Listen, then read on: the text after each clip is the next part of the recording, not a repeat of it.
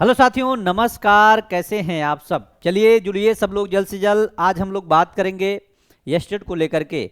और बहुत बड़ी बात यह है कि अब आप लोग अस्वस्थ हो चुके हैं कि ताकि अब आपको पढ़ाई करनी है, और पढ़ाई के साथ साथ अब आपको लड़ाई जितना करना था कर चुके। आगामी जो भी अभी जो समय बचा है हुआ उस दौरान आप लोग बिल्कुल पैक हो जाएं रूम में और अपने पढ़ाई को एकदम बेहतरीन तरीके से करना शुरू कर दें। आपको मैं TRE 4 और AEDO के लिए बहुत जल्द मैं कुछ स्मार्ट तरीकों को बताऊंगा, जिसको आप लोग अगर अपने आप भी पढ़ना चाहते हैं तो उस सारी चीज को आप लोग अगर कवर करेंगे तो बहुत ही अच्छा परिणाम रहेगा, इसका मैं गारंटी देता हूं। बाकी अभी हम लोग बात करने वाले हैं यस्टेट को लेकर के। यस्टेट को लेकर के बात करना इसलिए जरूरी है ताकि बहुत से डाउट ऐसे हैं डॉक्यूमेंट्स को लेकर के।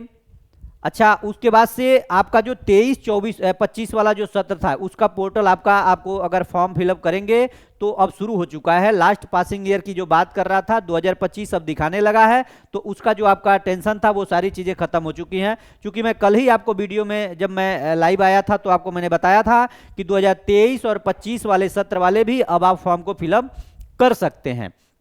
दूसरी बात, इसी कड़ी में मैं आप लोगों से ये कहना चाहता हूं कि फॉर्म को जब आप फिलअप कर रहे हैं, बहुत से अभ्यर्थी बहुत गलतियां कर रहे हैं, और मुझे लगता है कि ऐसे 50 ऐसे अभ्यर्थी हैं जो मुझे मैसेज कर चुके कि उनका गलत हुआ ही हुआ है। कोई गलती आप लोग जो डॉक्यूमेंट्स का जो भर रहे हैं उसमें कोई गलती, कई लोग तो डॉक्यूमेंट्स जो अपलोड हो रहा है उसमें गलतियां करके अपलोड ही कर चुके हैं। यानी कि जहां पे NCL अपलोड करना था वहां कुछ और अपलोड कर चुके हैं। इस तरह से आप लोग गलतियां मत करिए। हो सकता हो इसका सुधार को समय न दे, क्योंकि आपको पता है कि जल्दबाजी में सारी चीजें शुरू हो रही हैं, तो अपने तरफ से सतर्कता और सावधानी बरतनी बहुत जरूरी है। आइए हम लोग बात करते हैं कौन कौन से डॉक्यूमेंट्स हमारे पास होने चाहिए, कौन कौन से डॉक्यूमेंट्स लग रहे हैं, उन सारे डॉक्यूमेंट्स। अच्छा, दूसरी बात, अगर आप नोटिफिकेशन देखे होंगे तो नोटिफिकेशन के माध्यम से आप वहां पे आप जाएंगे तो 16 नंबर पॉइंट पे तो आपको वहां पे पूरा स्पष्ट लिखा हुआ है कि कौन कौन सा डॉक्यूमेंट्स आपके पास होना चाहिए। दूसरी चीज, एक बात और मैं बता दूं, बहुत से अभ्यर्थियों का एक कमेंट है कि सर मैं 2024 का मैं यस्टेट पास आउट हूं। चलिए ठीक है, अगर आप 2024 का यस्टेट पास आउट है, लेकिन इसमें हमारा ये गलत हो गया है, यानी कुछ चीजें गलती हो गई। जैसे एक अभ्यर्थी हैं जो पास हैं, जो हैं यूपी से, और पास आउट तो किए हैं लेकिन उनका OBC चढ़ा है।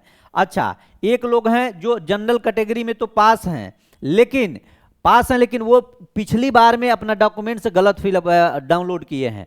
तो बहुत से ऐसे जो हैं उसको लिए अब जो चीजें हो चुकी, लेकिन मैं यही कहना चाहता हूं कि अब जो समय बचा है यानी कि ये स्टेट का जो अब इस बार फॉर्म जो भरने का मौका मिला है, इसमें आप लोग फॉर्म को एक बार पुनः भर लीजिए। जिनकी पुरानी गलतियां हैं उन गलतियों को सुधार करते हुए इस बार न्यू फॉर्म भर लीजिए, और आप इसको भर करके बढ़िया से तैयारी करिए। 9, 10, 11, 12 वाले अभ्यर्थी जो BEd किए हैं उनके लिए ये अनिवार्य है। वो आप लोग यस्टेट पेपर 1 पेपर 2 अगर पास करेंगे तभी आप इस परीक्षा में शामिल हो सकते हैं, यानी TRE 4 में शामिल हो सकते हैं।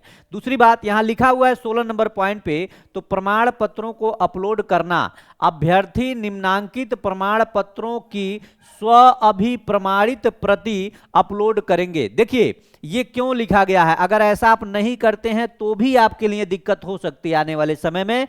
तो स्व अभिप्रमाणित का मतलब क्या होता है? स्व अभिप्रमाणित का जो बात हो रही है, और स्व अभिप्रमाणित की जो बात हो रही है, इसका मतलब ये होता है, आपको पता है कि ये आपका क्या है, ये आपका मान लीजिए सर्टिफिकेट है, ये ओरिजिनल है। अच्छा, उसके बाद से आप इसकी अगर फोटोकॉपी कराते हैं तो चलिए ये आपका फोटोकॉपी हो गया, ये आपका कॉपी हो गया, फोटोकॉपी हो गया, ठीक है। अब ये आपका जो फोटोकॉपी है, इसमें स्व अभिप्रमाणित का मतलब ये है कि आप ये फोटोकॉपी जो करवाए हैं यहीं पे आपको अपना नाम लिख देना है, यहां आपको अपना नाम लिख देना है, यही स्व अभिप्रमाणित होता है। यानी कि जो आप फोटोकॉपी जो मार्कशीट होगा इसकी फोटोकॉपी स्कैन करके ही लगाएंगे। स्कैन करने के बाद से इसमें आप अपना एक नाम लिख दीजिएगा, नीचे अपना नाम लिख दीजिएगा या सिग्नेचर कर दीजिएगा। अब वही कॉपी को आप लोग यहाँ पे अपलोड करिएगा। चलिए, तो ये हो गया आपका। अच्छा, दूसरी चीज, बहुत लोग ऐसे ही अपलोड कर दे रहे हैं, लेकिन ऐसे नहीं अपलोड करना। इसीलिए मैं बार बार कहता हूं कि इन सारी चीज को, इंस्ट्रक्शन को अच्छे से पढ़ करके ही भरिए। इसीलिए मैं कल बताया था कि कल मैं बताऊंगा आपको कि कौन कौन से डॉक्यूमेंट्स आपको अपलोड करना है। यहां देखिए, ये पॉइंट लिखा है मैट्रिक यानी 10th का प्रमाण पत्र एवं अंक पत्र जन्मतिथि के लिए होता है। अंक प्रमाण पत्र क्या कहता है, जिसमें आपका नंबर कितना पाए हैं, नंबर कितना पाए वो आपका अंक पत्र हो गया। लेकिन इसका प्रमाण पत्र जिसको आप सर्टिफिकेट बोलते हैं, सर्टिफिकेट जो होता है इसको आपको दोनों को अपलोड करना है, ये ध्यान दीजिएगा। दूसरी बात, इंटर का आपका प्रमाण पत्र और अंक पत्र, ये ध्यान दीजिएगा। अच्छा एक चीज और मैं बताऊं, बहुत लोगों का इंटर का जो है अंक पत्र और प्रमाण पत्र एक ही में है, तो वो लोग एक ही दो जगह आप लोग अपलोड कर लीजिएगा, ठीक। स्नातक का प्रमाण पत्र अंक पत्र। अच्छा स्नातक में बहुत सारी चीजें आ रही हैं। स्नातक में बहुत लोग जो स्नातक पास हुए हैं, कई लोग अपनी डिग्री नहीं लिए हुए हैं विश्वविद्यालय से, तो अगर डिग्री नहीं लिए हुए हैं तो आप प्रोविजनल ले लीजिए, अंक पत्र के साथ आप प्रमाण पत्र में प्रोविजनल डिग्री को आप वहां पे प्रोविजनल जो डिग्री है, प्रोविजनल है उसको आप लोग अपलोड कर दीजिए। अच्छा और दूसरी बात, आप जब ये स्टेट फॉर्म वगैरह भर लीजिएगा, बाकी अप्लाई कर दीजिएगा, डिग्री आप लोग ले लीजिएगा, क्योंकि फाइनल जब टीआरई 4 में आपका फाइनल सिलेक्शन होगा तो वहां पे आपको डिग्री अनिवार्य होती है। चलिए अब आगे बढ़ते हैं। स्नातकोत्तर का प्रमाण पत्र और अंक पत्र सेम वही, पीजी का जो आपका अंक पत्र होगा वो भी अपलोड होगा। अच्छा ये सारी चीजें आपकी स्वप्रमाणित होंगी, स्वप्रमाणित ही लोड करना है, इस चीज को ध्यान दीजिएगा। सभी चीजों पे आपको सिग्नेचर करके ही अपलोड करना है। आगे देखिए, बीएड का प्रमाण पत्र अंक पत्र, यहां भी अंक पत्र और प्रमाण पत्र दोनों चीजों को आपको अपलोड करना है। अन्य शैक्षणिक योग्यता यदि हो तो चलिए, सक्षम प्राधिकार द्वारा निर्गत आवासीय प्रमाण पत्र, अगर ये आवासीय प्रमाण पत्र यानी निवास प्रमाण पत्र जिसको आप कहते हैं, अगर आप इसको अपलोड करते हैं तो इस पे भी आप लोग अपना सिग्नेचर करके अपलोड करिएगा। अब अनुसूचित जाति अनुसूचित जनजाति के उम्मीदवारों के सक्षम प्राधिकार द्वारा निर्गत जाति प्रमाण पत्र आपको अपलोड करना है। अत्यंत पिछड़ा वर्ग के उम्मीदवार के लिए सक्षम प्राधिकारी द्वारा निर्गत क्रीमी लेयर रहित अद्यतन प्रमाण पत्र, यानी आरक्षण का दावा करने वाली विवाहित महिलाओं की, यहां पे ध्यान दीजिएगा, अगर आपको आरक्षण का लाभ लेना है तो जो विवाहित महिलाएं हैं यानी जाति अद्यतन क्रीमी लेयर रहित प्रमाण पत्र उनके पिता के नाम एवं पता से निर्गत होना चाहिए, न कि उनके पति के नाम से। यह सबसे बड़ा मामला यही है।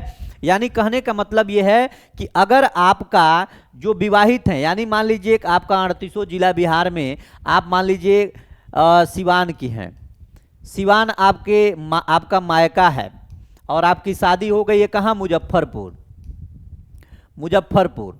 मुजफ्फरपुर, तो आपको करना क्या है, आप अपने पिता के पता से ही आप लोगों को आप सर्टिफिकेट बनवाना है।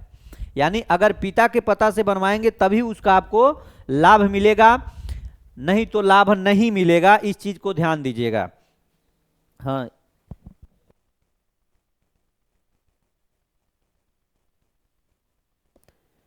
ठीक है, तो इस चीज को आप लोग ध्यान देंगे। दूसरी बात, आप ये नहीं कि अपने पति के घर से बनवा लीजिएगा, अगर पति के पते पे बनवा लिए तो आपको कोई लाभ नहीं मिलने वाला, इस चीज को ध्यान देना है।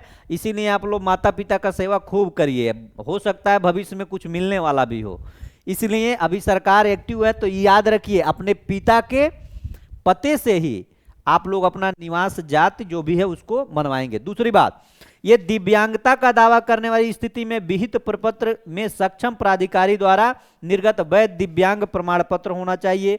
भूतपूर्व सैनिक के लिए अधिकतम आयु सीमा में छूट का लाभ लेने के लिए भूतपूर्व सैनिक होने का प्रमाण पत्र देना पड़ेगा। ये सारे डॉक्यूमेंट्स आपके पास होने चाहिए। दूसरी चीज, जो रोल कोड का मामला है अभी वो ओपन नहीं हुआ है, लेकिन वो भी बहुत जल्द सही हो जाएगा 2 से 3 घंटे के अंतर्गत। और तीसरी बात यह है कि जहां पे आपका स्टार लगा हुआ है, जो कॉलम में स्टार लगा हुआ है, वो स्टार लगा हुआ है तो उसको भरना अनिवार्य है। अच्छा, जहां पे स्टार नहीं लगा हुआ है, जिस बॉक्स के ऊपर स्टार नहीं लग रहा है, उस पे आप नहीं भी भरेंगे तो कोई दिक्कत नहीं होगा। लेकिन जो डॉक्यूमेंट्स आप लोग अपलोड करिएगा उस सारे डॉक्यूमेंट्स पे अपना सिग्नेचर करके ही अपलोड करिएगा। इस चीज को भली भांति आप चीज को समझ लीजिएगा। और बहुत से लोग कह रहे हैं फीस 100 रुपया। 100 रुपया वाला मामला नहीं है इसमें। एस्टेट में पूरा का पूरा फी जो पहले से लगते आया है वही फी लगेगा, उससे कम नहीं लगेगा। जिस जिस कैटेगरी में जितना निर्धारित किया गया है उतना ही फी वहां पे देना होगा। बाकी आप जो डॉक्यूमेंट्स है ये सारे डॉक्यूमेंट्स आपके पास होने चाहिए, इस चीज को आप लोग ध्यान दीजिएगा। और डॉक्यूमेंट्स को अच्छे से मिलान करके जिसमें जो मांगा गया है, एनसीएल मांगा गया है, एससी एसटी जो बॉक्स जिसके लिए बना है उसको अच्छे से पढ़ करके ही अपलोड करिएगा। एक बार अपलोड हो जाएगा, फॉर्म सबमिट हो जाएगा तो परिवर्तन नहीं होगा, और हो सकता हो एडिट करने का ऑप्शन न मिले। तो इस चीज की आप लोग ध्यान दे करके इन सारे चीजों पे काम करेंगे। बाकी आप लोग सब कुछ फॉर्म को अच्छे से भरिए। बाकी कोई भी दिक्कत होता है तो कमेंट बॉक्स में जरूर अपना कमेंट लिखें कि हमको ये प्रॉब्लम है, उस प्रॉब्लम से आपको मैं संपर्क करके आपसे मैं बात करने की कोशिश जरूर करूंगा। बहुत बहुत धन्यवाद। नमस्कार साथियों।